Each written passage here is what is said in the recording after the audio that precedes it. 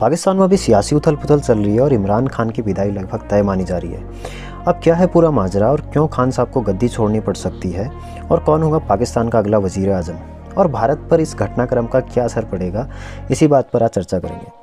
आजकल आपने मीडिया के हवाले से खबर सुनी होगी कि पाकिस्तान में इमरान खान की सरकार गिरने वाली है, क्योंकि पाकिस्तान की विपक्षी पार्टियां नेशनल असेंबली में नो कॉन्फिडेंस मोशन लाने वाली हैं।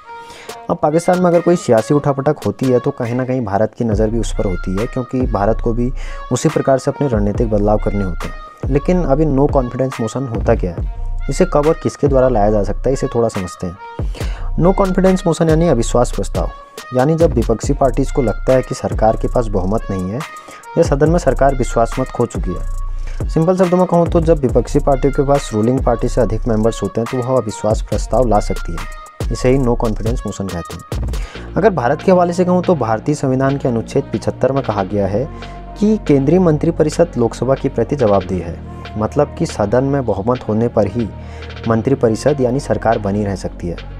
इसके खिलाफ अगर अविश्वास प्रस्ताव पारित होता है तो प्रधानमंत्री सहित उनके पूरे मंत्रिमंडल को इस्तीफा देना होता है। भारत में अविश्वास प्रस्ताव लाने के कुछ पैरामीटर्स होते हैं, इनको मैंने मुख्य 5 बिंदुओं में बांटा है। और इसका पहला पॉइंट यह है कि यह केवल एक लाइन का प्रस्ताव होता है, जिसका सामान्य स्वरूप इस प्रकार है, यह सदन मंत्रिपरिषद यानी सरकार में अविश्वास व्यक्त करता है। और इसका दूसरा बिंदु है कि लोकसभा में अविश्वास प्रस्ताव को मंजूरी के लिए कम से कम 50 सांसदों का समर्थन होना जरूरी होता है। मतलब कि अगर विपक्षी पार्टियों के पास अविश्वास प्रस्ताव लाने के लिए 50 मेंबर्स की कंसेंट नहीं है तो अविश्वास प्रस्ताव को पारित नहीं किया जा सकता। इसकी मिनिमम थ्रेशोल्ड 50 मेंबर्स होनी चाहिए।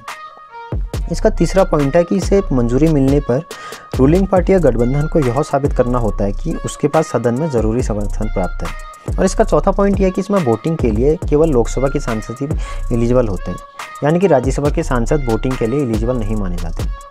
और पाँचवां पॉइंट है कि यदि लोकसभा स्पीकर अविश्वास प्रस्ताव को मंजूरी दे देते हैं तो प्रस्ताव पेश करने के 10 दिनों के अंदर ही इस पर चर्चा करनी होती है। अब इसमें गौर करने वाली बात यह होती है कि अविश्वास प्रस्ताव में सदन में मौजूद सदस्यों में आधे से एक ज़्यादा ने भी यदि सरकार के खिलाफ जाके वोट कर दिया तो सिर्फ एक वोट से ही सरकार गिर सकती है। अब आते हैं पाकिस्तान पे। पाकिस्तान में भी इमरान खान की पीटीआई अपनी अलायंस पार्टियों के साथ सरकार में है।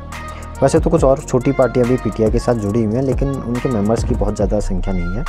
तो पीटीआई की मेनली 3 अलायंस पार्टियाँ हैं, जिसमें पहली है पाकिस्तान मुस्लिम लीग, जिसमें 5 एमएनए हैं। एमएनएज कहा जाता है पाकिस्तान में मेंबर ऑफ नेशनल असेंबली को। जैसे भारत में लोकसभा को लोअर हाउस कहा जाता है और उसके मेंबर्स को एमपी यानी मेंबर्स ऑफ पार्लियामेंट कहा जाता है, वैसे ही पाकिस्तान में भी नेशनल असेंबली को लोअर हाउस कहा जाता है और उसके मेंबर्स को एमएनए यानी मेंबर्स ऑफ नेशनल असेंबली कहा जाता है। इनकी दूसरी अलायंस पार्टी है बलूचिस्तान अवामी पार्टी बीएपी, इसके पास भी 5 एमएनए हैं। और तीसरी पार्टी है मुत्ताहिदा कौमी मूवमेंट। अब इन तीनों पार्टियों का पाकिस्तान नेशनल असेंबली में टोटल 17 सीटें हैं और अपनी अलायंस पार्टियों के साथ मिलकर इमरान खान की पीटीआई के पास 179 मेंबर ऑफ नेशनल असेंबली हैं, जबकि विपक्षी पार्टियों के पास है 162 एमएनएज। लेकिन अब विपक्षियों का दावा ये है कि पीटीआई की इन 3 अलायंस पार्टियों के सभी मेंबर्स उनको समर्थन देने के लिए तैयार हैं। अब अगर ऐसा होता है तो पीटीआई के एमएनएज की जो अभी संख्या है वो 179 से घटकर 162 रह जाएगी, जबकि विपक्षी पार्टियों की एमएनएज की संख्या अभी जो 162 है वो 179 हो जाएगी। तो इस हिसाब से इमरान मियाँ की कुर्सी तो आप जा सकती है। अब अगर इमरान खान कुर्सी नहीं बचा पाते तो शहबाज शरीफ जो विपक्षी दल के मुख्य नेता हैं उनको विपक्षी दल का नेता चुना जा सकता है, यानी कि शहबाज शरीफ पाकिस्तान के नए प्रधानमंत्री बन सकते हैं। थोड़ा शहबाज शरीफ के बारे में अगर मैं बताऊं तो पाकिस्तान के former prime minister Nawaz Sharif के भाई हैं, जो पंजाब प्रांत के 3 बार चीफ मिनिस्टर भी रह चुके हैं। और अब प्रश्न उठता है कि भारत को पाकिस्तान में हो रहे इस घटनाक्रम का कुछ फ़र्क पड़ेगा? कुछ भी फ़र्क नहीं पड़ने वाला। अब भारत की फॉरेन पॉलिसी अभी बहुत ज़बरदस्त चल रही है, जिसकी तारीफ खुद मियाँ इमरान खान भी कर चुके हैं। एक तरफ जहां भारत क्वाड का मेंबर है, जिसमें अमेरिका, ऑस्ट्रेलिया, जापान और इंडिया खुद है, दूसरी तरफ तमाम प्रतिबंधों के बावजूद रशिया से तेल भी खरीद रहा है भारत, और रूस यूक्रेन युद्ध में बिना किसी के दबाव में अपने न्यूट्रल रवैये पे कायम है। तो इन छोटी मोटी घटनाओं से भारत को कुछ भी फ़र्क नहीं पड़ने वाला।